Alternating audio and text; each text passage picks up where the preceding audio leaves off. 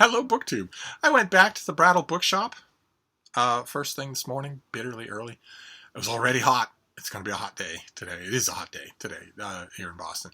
Up around 90 degrees Fahrenheit, and same thing tomorrow and same thing the next day. It looks to me, from looking at the raw data of the weather, it looks to me like as bad as that stretch will be for very short dog walks and very hot little dogs, uh, it looks to me like there's a longish stretch of relief right around the corner. Right behind that, it looks like the temperatures are dropping down into the high 70s Fahrenheit, low 80s. No humidity, cool at night. We shall see. I am in an odd position now. Once upon a time, for most of my life, I would have been looking at the forecast for these upcoming days, and I would have been counting the hours until that break in the weather. Now, I am counting the hours, but with dread. I'm never more comfortable than when it's 95 degrees Fahrenheit with choking humidity. Never myself more comfortable. It cannot be too hot for me. I have become Jerry Seinfeld's parents. But I still worry because I have a little schnauzer and she doesn't like the heat at all. Just wilts in the heat. It was already warm first thing this morning, but I was in the area anyway, and I had to be elsewhere. I had stuff to do in the area of the Brattle, and those of you who are new, I just did a Q&A announcement video for 7.5K subscribers, so I know that some of you are new. The Brattle Bookshop is a used bookstore in the heart of downtown Boston. I've been going there forever, just forever. And it's fantastic. It's 2 stories just crammed with used books of every conceivable subject, all for reasonable prices. And then the 3rd story is older, more collectible books, first editions, stuff like that. A huge stock, a whole floor of them. Certain to find something if that's the sort of thing you want to buy or maybe give as a gift. And the turnover is unbelievable. The Brattle is always out buying. They're always hauling stuff up from the basement and pricing it. So the shelves change. That has always been the bane of my existence when I go to used bookstores. I've gone to used bookstores in everywhere that I've lived. And the problem with them, the thing that gets a little depressing with them over time, is that sometimes in those used bookstores in Austin or in Iowa City or wherever, the stock doesn't really change. You see the same books and you just mull over them. And that's not true at the Brattle at all. If you see a particular edition or a particular copy or a particular book or author on the shelf in the mystery section or the European history section or the religion section or whatever, you're best advised to grab it, because it probably won't be there the next time you go in. And if that's true inside the shop, it's even more true outside, because the Brattle owns a sale lot right next door with thousands of used books. $1, $3, and $5 sale books outside. No particular order, you just have to hunt through every single one of them, and oh my, the pleasure I have received over the decades in doing just that. It takes my mind off anything. Literally anything. And I leaned on it today to do exactly that. I'd shopped for a while, and I got a bunch of books. And I want to show them to you. I had some pretty good hunting. The first one is Murder Mystery. I've mentioned a few times now that I've sort of developed a sweet tooth for murder mysteries, and particularly for little English village murder mysteries, where there's an eccentric cast of characters and there's a death that maybe looks like it's natural causes. And maybe someone is called in, or maybe the detective is an amateur, but one way or another, I've come to like them quite a bit. And the Brattle has a huge mystery section, absolutely enormous. And I found one today. It is a classic English village murder mystery, but I've never heard of it. I've never heard of the author. I don't know if the author's written anything else, and I can't wait to try it. It's the Bassington Murder, and it's by Charlotte Hoe, or Huff. That is the cover. You can just barely make out, through all the fine cross-hatch sketching, you can make out a brook and a house. And this is, let's see here, Harriet Charles, formerly a headmistress and now in changed circumstances, buys a charming country cottage. She settles down, plans her new life, and gets to know the neighbors. Very pleasant, most of them. The magnetic Robert Kilmarnock of Bassington Hall, suave Colonel Rillington, Biddy, the faded ex-chorus girl, the unpopular recluse Clancy, the local eccentrics, the kind and capable ladies of the village, the well-loved doctor, the awkward teenager, the eccentric child. See, the person who wrote the back of this is just it knows already that this is a subgenre with incredibly predictable cliches. But when tragedy strikes, are they quite as they appear to be? The peaceful retreat becomes progressively less so, as their little flaws and foibles turn sinister. Harriet finds that split-second decision and a cool head are essential for her new life, or indeed for any life at all. And Library Journal makes there's a little blurb from Library Journal, a chatty and comfy mystery. And then they say something very interesting. E.M. Delafield, only with a bite. So maybe these murder mysteries are leading me back to reading Delafield. Maybe that's going to happen. Is that what's going to happen? Am I going to read all those books again? Well, one way or another, this is just a slim British village murder mystery type of thing. I can pop it down in an hour and 15 minutes, and I'll be happy that I did. We'll see whether or not this author is someone I like. Then the next book connects with a BookTube event in September. ShakeTube 2020 will be happening, where me and 3 other booktubers will be celebrating Shakespeare all month long. We'll be doing analysis videos of various works of the Bard. And then at the end of the month, if the technology gods smile on us, we'll be doing a raucous live stream, collective discussion of Hamlet. Knowing that that's coming, that I'm going to be reading. I've been reading anyway. I got a Royal Shakespeare Company collected Shakespeare in the mail from one of you, and have been just living with it. Knowing those things are in the offing sort of made me interested in it. Sort of set my antenna a-quivering for books about Shakespeare. I found Is Shakespeare Dead by Mark Twain in an earlier visit, and today I found a book that I've had before, but I think this is a UK trade paperback, and I haven't read it since it came out probably 10 years ago. This is The Genius of Shakespeare by Jonathan Bate, the great biographer. Just a collection of long ruminations on justice in Shakespeare, the nature of the universe in Shakespeare, that sort of thing. I remember reading it and liking it when it first came out. I may even have written about it. No, it came out in 1998, so I didn't read about it. I remember reading it and liking it, and as soon as I saw it, I realized I didn't have it. And I'm always up for reading about Shakespeare, especially with a Shakespeare mega event on the horizon. And this next one is the type of thing that I ordinarily try not to buy because I don't keep them. Which is oversized picture books. If I find an oversized picture book about Boston or about Venice, I might keep it. Or maybe Martha's Vineyard. Maybe. But generally speaking, I get an oversized picture book and I don't keep it. I just flip through it and maybe read bits of it and I notice the bits of interest, and then eventually it ends up back on a sale pile to the Brattle. And I saw this today. I've had it before. I've looked through it before. And I thought that very thought. I thought, well, you're going to have to lug this around. It's a waste of time. But I'm not sure that is a waste of time. I actually have a jury of my bookish peers right there to tell me, what do you think? I don't think it is a waste of time. If the book is a song, if it's dirt cheap, and it's going to bring you an hour or two of enjoyment flipping through it, and who knows, maybe even keep it. Maybe the tumblers will have changed inside your own mind so that now you do keep it. Is that worth doing? I don't know. I don't know one way or another. Maybe I'm just trying to justify myself. It's a lovely thing. The box has seen better days, but I have had this before and found endless fascination in it. This is the Encyclopedia of Ireland. Nice big thing in a box set. And this is Ireland in the late 1950s. This came out in 1967. So it's the late 1950s, early 1960s. It's a snapshot. You've got all the history of Ireland in here. It's all set up encyclopedically. So you have the history, you have the archaeology, you have the local crafts, the survival of the language, the fishing, the wildlife, the population, the voting, the census, and all that in charts and tables. And in black and white photos. There are black and white photos all throughout this thing. See, even posts and telegraphs, postage stamps, that sort of thing. It's a snapshot of a time. It's not the eternal verities of Ireland. Instead, it's a snapshot of a time. Here you will get what banking was like. Here you will get what all of the what the landmarks were like, the bathing fashions, that sort of thing. And I found it fascinating the last time I had it, which was about 20 years ago. I found it utterly fascinating. But eventually I got rid of it. because it isn't the eternal verities of Ireland, because it's sort of a fly in amber. Here, can we get more light there? Will that help? It's sort of no. Oh, look at that. Oh, look at that. That makes the background jump out even better. Oh, fantastic. Okay.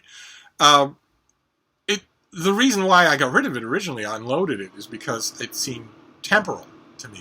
And I'm not sure that that's a fair thing to say. Right? I mean, all encyclopedias or guidebooks or introductions to a subject will be moored in time. All of them will be. Oh God! See, the box here is ragged, almost unusable. Here, let me see if I can fit that in. Yeah, I can. See the box has seen better days. Can we make it out? Make it out a little better if it's further away. I will reinforce the box just a little, and I will read this. I don't know if I will keep it, but who knows what I will find that's new and fascinating to me that I just read right past 20 years ago. Who knows? I don't know. So I'll give it a try, and if I decide that it still isn't worth keeping, well, it's virtually no money, and it'll just go back out into the wild, and maybe somebody will find it who loves every page of it. I don't know. Do you do that? Do you do that with your used book hunting? Do you pick something slightly oversized or elaborate like this without knowing for sure that you're going to keep it, just to see? I don't know. I don't know one way or another. That's true for these next two as well. These next two are probably not keepers just because of the shape they're in. They are more in the line of what Jason Harrigan referred to as reading copies. But I love them all the same for that. It's just a question of finding perfect copies. These are old Scribner classics. Scribner did illustrated classics forever and ever. They still do. They still bring out Scribner classics. And quite a few of those classics were illustrated by N.C. Wyeth. And lovely editions they are, too. They're usually the edition of that book that I want. And that's definitely true of this one. It's just not in particularly good condition. This is The Mysterious Island by Jules Verne, which is, there you have an N.C. Wyeth cover. Let me get you another. Look at that. There's the orangutan that our castaways encounter and eventually befriend. That picture is, there we go. Look at that. Look at how lovely the light is on there. This is the story of a group of Confederate prisoners of war who escaped from their prison by using a balloon, and which both sides in the American Civil War used to spot troops, to monitor the weather, that sort of thing. They escape in a balloon and are blown off course and end up on a mysterious island. They name it Lincoln Island in honor of the United States president. And it's a group of men. It's a boy and there's a dog, and they have a bunch of adventures on that island. They rescue, they encounter, they fight, and then they befriend an orangutan. They encounter a marauding manatee. There's an active volcano. And the whole time that they're having these adventures, at every twist and turn, it looks like someone else on the island is watching out for them. It looks like they have a benefactor, a hidden benefactor. And we don't know who that is. We don't learn who that is until the end of the book, and I don't want to spoil it, but who could that person be? A character from another Jules Verne novel? Could it be? I absolutely love this book. This is the Scribner's. I believe this translation was done by William Kingsley or Knightley. I think is another author. I want to say William Knightley, the author of the. No, I was going to say the author of The Blue Coral, but that's Ballantyne. He did Boy's Own Stories. He did a whole bunch of them. I think it's William Knightley who did this original translation. And it's not that bad, but then again, it's also not his. He didn't do it. His wife did it. His wife did a great deal of his writing. But I have read this Scribner illustrated classic many times, and I think it's fantastic. Very lively, whether it's directly precisely, scrupulously accurate to Jules Verne or not, I don't know. But I love it. I love the illustrations. But you can see what I'm talking about. It's got schmutz on it. I will do my best to clean that off. I'll see if it can be cleaned off. But even if I can clean off this stuff, I can't make this pop anymore. And it's not certainly not a dust jacket. So, although I love it, I'll gladly reread it. These Brattle trips always end up being TBRs. Always they do. I'll gladly reread it. I haven't read Mysterious Island in quite some time. Even though that's true, I haven't read Mysterious Island in quite some time because I keep hoping that some major publishing house and some enterprising new translator will go at Olive Verne and give us brand new, beautiful, illustrated, annotated editions of everything. I keep hoping that will happen. It's slowly happening with Proust. It's happening with Alexander Dumas. I'd love it if it happened with this author, but I know what I want. Really, what I want is a new edition of this Scribner Illustrated Classic. Something maybe with a dust jacket, or if not with a dust jacket, something in perfect, ideal condition. But this is still completely rock solid. This can be read and enjoyed perfectly well. I will clean it and do my best. But the one thing that I haven't discovered, I've been very, very grateful that so many of you, I put out the call for ebooks about a month ago, and many of you have been bombarding me with ebooks, huge numbers of ebooks. I've specified EPUB just because that seems to work the easiest on the greatest majority of my devices, but I shouldn't do that. Mobi is the native file format for Amazon, and I have a brand new Amazon Kindle. So if you want to send me Mobi files, feel free to do that. I certainly have a device on which I can use them. But a number of you have been sending me ebooks, just flooding me with them, and I've been wondering this whole time, what is available on ebook and what is not? Like, for instance, is the whole line of Scribner Illustrated Classics available as ebooks? Could that actually be possible? I can't imagine it, but what if it is? One way or another, there's something satisfying to the heft here. And the next book I got is also a reading copy, and it's also Scribner's Illustrated Classics, but it's not N.C. Wyeth. He didn't do them all. This is illustrated by C. Bosseren Chambers. This is Sir Walter Scott. This is Quentin Durward. You can see right away. It's very earnest. The illustrations are very earnest, but they are not N.C. Wyeth. They are far more wooden, far more journeyman. There we go. There's a wild boar skewering a wild boar. And this is a Waverley novel. This is one of Scott's Waverley novels. There we go. See, you can definitely see that Wyeth is on the mind of C. Bosseren Chambers. But one way or another, it's a historical novel that really the main engine of the plot is Francis King Louis XI and Charles the Bold, the Duke of Burgundy, who are fighting and vying with each other, two huge personalities who crowd out pretty much everybody else in this book whenever they take the stage. And one of the plots that weaves around that, admittedly weak plot, is the Scottish archer Quentin Durward, who falls in love and is given an impossible task to perform, and if he can, he will win the hand of his beloved, and the task is bloody and martial, and there are events and setbacks and all along the way. It's pure Scott having fun, and I enjoy it quite a bit. This is a little bit beaten up a copy. This is slightly better. At least this one has the gold gilt in the letters still.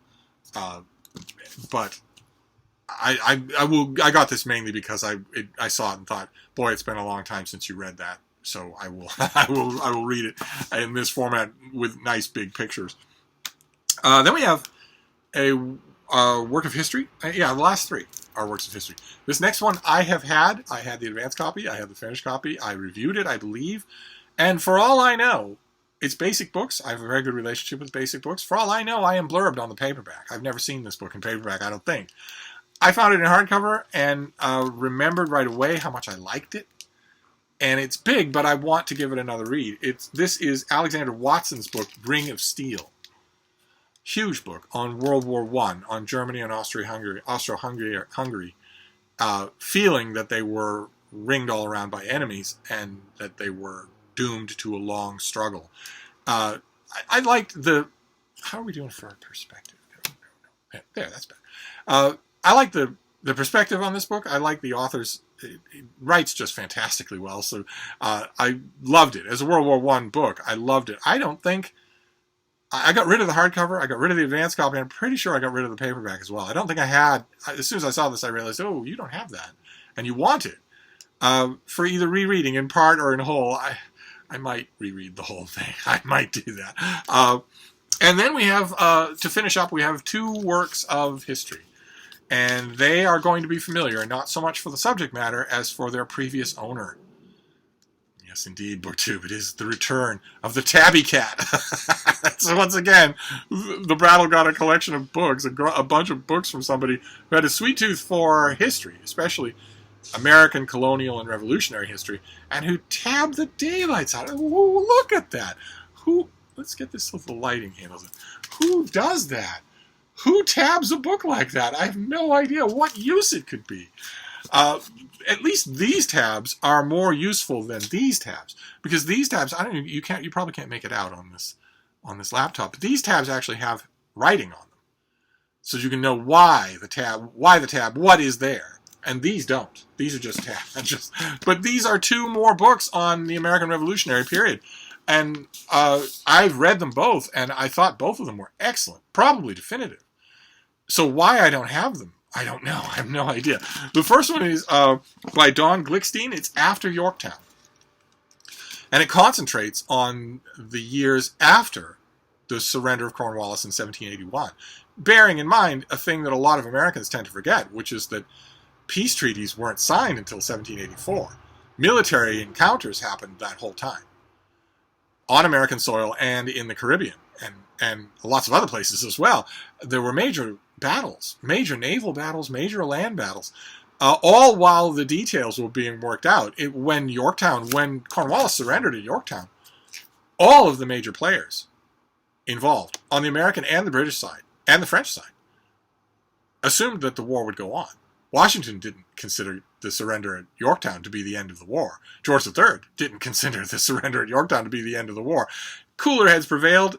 People reasoned on all sides, whether it was the American side or the British side, said, look, this is obviously a war-ending defeat. Just because you didn't feel that at the time doesn't mean that it isn't true. But the hostilities sputtered on. The war sputtered on until it was ended at a signing table just outside of Paris. And this book deals with that. It deals with everything that happened between those 2 landmarks, between Cornwallis' surrender, a huge deal for the colonies, a huge deal for George Washington, and the final establishment of testy diplomatic relations between Great Britain and the United States.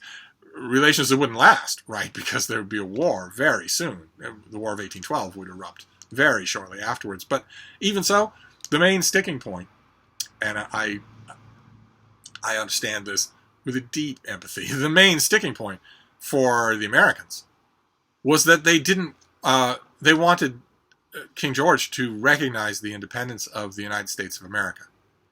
And what King George wanted to do was grant the independence of the United States of America. This is a radically different thing. The Founding Fathers, the American leaders, military and civil, said, absolutely not. We will not take our liberty as a gift from you. You are not granting our liberty. We fought for it. We beat you for it. What you will do is acknowledge it. You won't give it to us. It's not a present that you're giving us. And that was a sticking point for a long time. But it was worked out. It was worked out by a handful of people, including Benjamin Franklin. And I remember this book being just fantastic on the subject. So I will, once again, remove all of the tabs, these annoying tabs, that you really can't see. Oh, there we go. It's hard. The lighting is a little bit hard to figure out here as to what will make things visible and what won't. That's a little bit better. I will remove all of these tabs. I will take the time to do it, and then I will read it again. And same thing with the next one. This next one is not only the definitive study of the subject, which has been studied ad nauseum, but is also incredibly written. It's just an amazing reading experience. It's pithy and muscular and so fast-paced.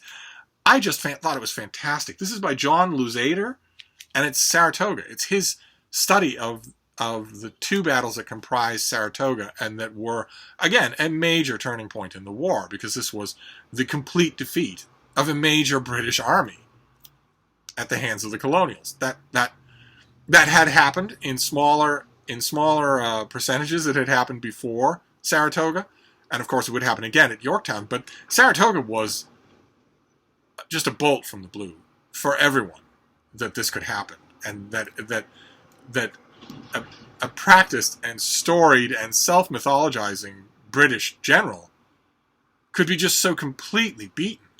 And there have been many attempts, rearguard attempts over the decades, over the centuries, to make excuses for General Burgoyne, to make excuses for him. And there aren't any excuses. It was a stand-up fight that he just lost. And it was, I think, the final demonstration to anybody who wanted to be watching, to any colonial powers, to any continental powers. It was a final demonstration that could happen.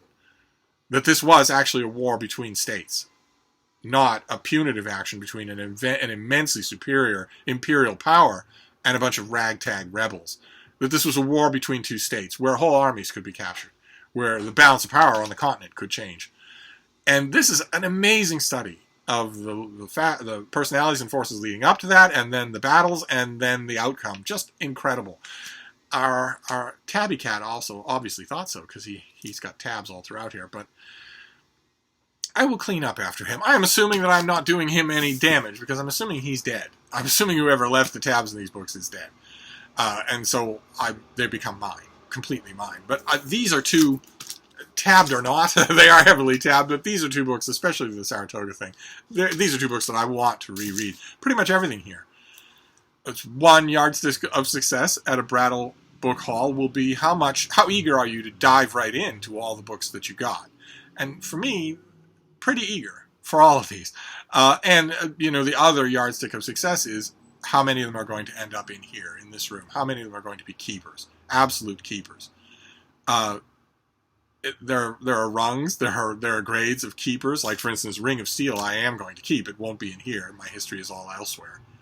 If I started putting history and biography in this room, I would be out of room. I would have to get rid of the penguin wall. If I did that, I might be able, if I heavily condense biography and history to titles that I definitely want, and if I got rid of all the penguins, I might be able to do that. They'd give me a whole wall. I might be able to do that in this room, but the penguins are a vital part of this room. So the Ring of Steel I will keep, but I won't keep it in here. The British murder mystery I probably won't keep. Even the Jonathan Bate, The Genius of Shakespeare, I probably won't keep. I'll probably read it just to refresh my memory. I didn't keep it the first time, so and the Scribner Illustrated Classics, I'm tempted, but I know I will read them right away this week because I found them at the Brattle and because I have them in these editions. But I know what I want with these. I want these same editions, but prettier, in nicer condition. And the Giant Ireland book, this Giant Ireland book, I don't know. Will I keep it? I didn't keep it the first time. It's a snapshot of an era. I might like it more for that now. But anyway, we have this Book of Ireland. We have The Mysterious Island and Quentin Durward. These are both Scribner Illustrated Classics. Let's see here. We have Ring of Steel, a great study of Germany during World War I. Just a fantastic study. Let's see here. We have After Yorktown, which analyzes the political machinations and also the military encounters that happened after the defeat at Yorktown. We have Saratoga, the definitive history, one-volume history of the battle. We have, let's see here, The Genius of Shakespeare by Jonathan Bate, a great biographer whose work I love. And we have The Bassington Murder by Charlotte Huff. Have any of you read Charlotte Huff? Do any of you know this author? Any of you murder mystery fans? But that was our Brattle haul today. All of them verging on stuff that I want to reread immediately. And The Bassington Murder I will do first.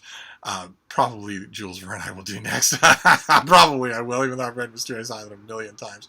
But I like that about my Brattle trips. I like it when I get back and I am eager to get at the books I found, rather than, oh, this is good for the library, or oh, I want to store this away, I'll get to it someday.